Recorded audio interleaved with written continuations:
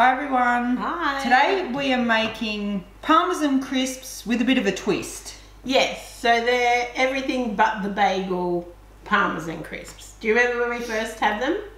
No? Do you? You don't remember what prompted this whole recipe? No. We had them at Whole Foods in Hawaii. Oh yes.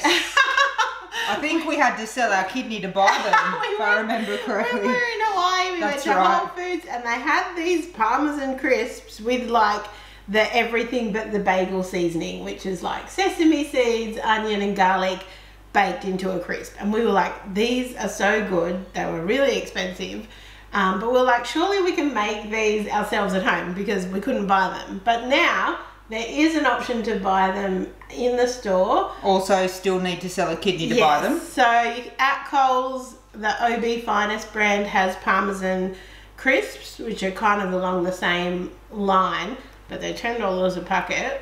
So this is how you make your own, and it is super easy. So what do we got here? We have got some finely grated Parmesan cheese. We have got some sesame seeds, and we've got some black sesame seeds. Now, I have always had trouble finding where to buy black sesame seeds, but Woolworths have started stocking them their own brand. Nice. In the nuts and seeds section, you know, where the dried fruit and everything is. Have a look right at the top. We had Woolworths brand black sesame seeds. If you can't get those, is there anything else you could use? You could leave them out. You could use poppy seeds, but just use less poppy seeds. Because they're more flavour in them, right? And they're much finer. They're very small. So yeah, but hopefully you'll be able to. Also, you can get them in like Indian grocery stores. I think they're called Nigella seeds. But onion flakes and garlic flakes, that is all we need. We're going to pop all this together, and then we have found the best way to make them is in a muffin mold. So we just pop our mixture in here and it bakes it into a nice little perfect round circle, but you could also kind of just do it dollops on a tray, paper or something. but try the muffin mold method because it kind of gives you nice even crackers. If you've watched any of our videos before, you know we love the silicone. These are Kmart ones. They're pretty cheap. Invest in some silicone muffin molds, guys, because it's just so much easier for getting things out.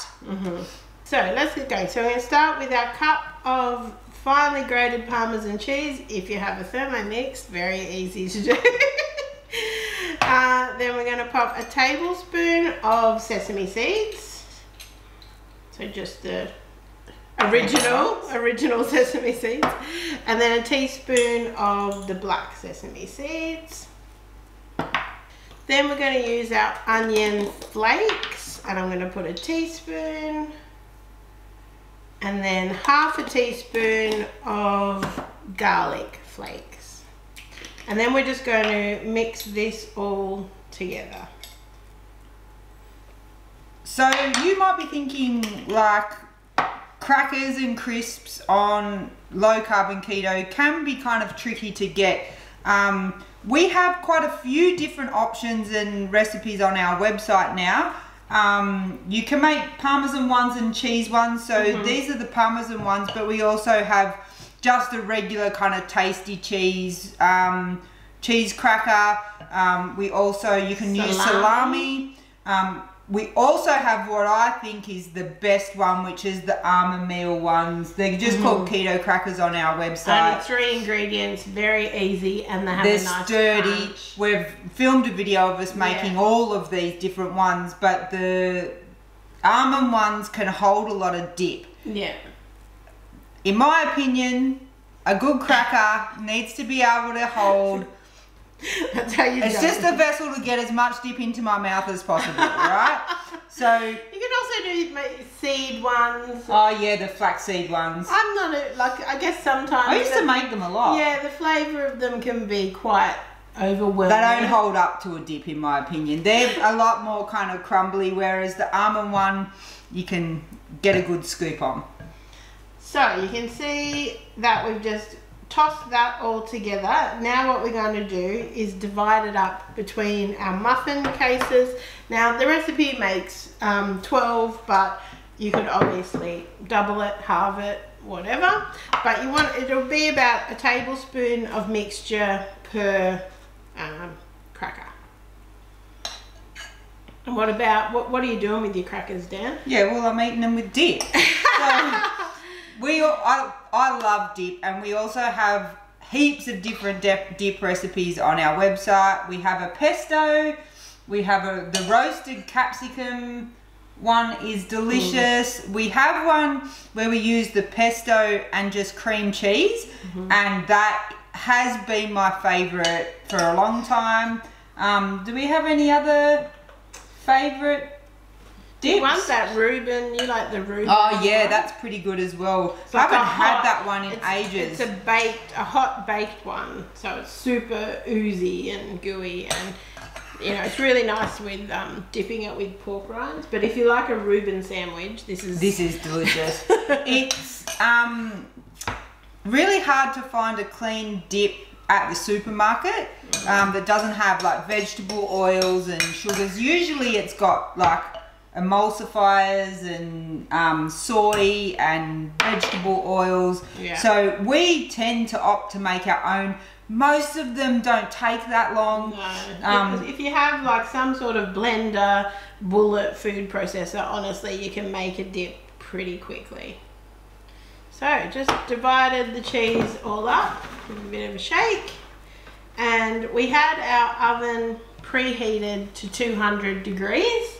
So now we are just going to pop them into bake.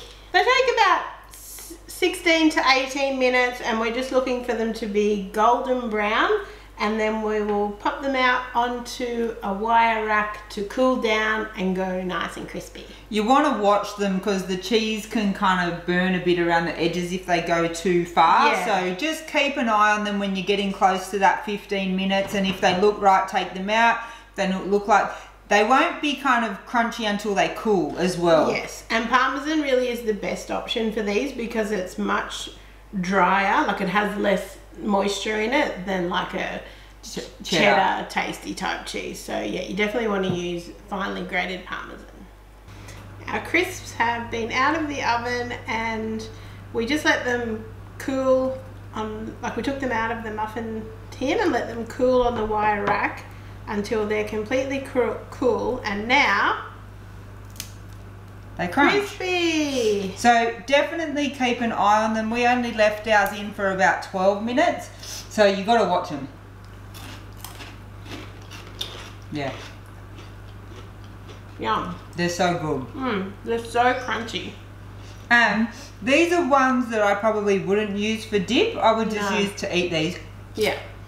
But you get the kind of onion, garlic, sesame, and then Parmesan. Really crunchy.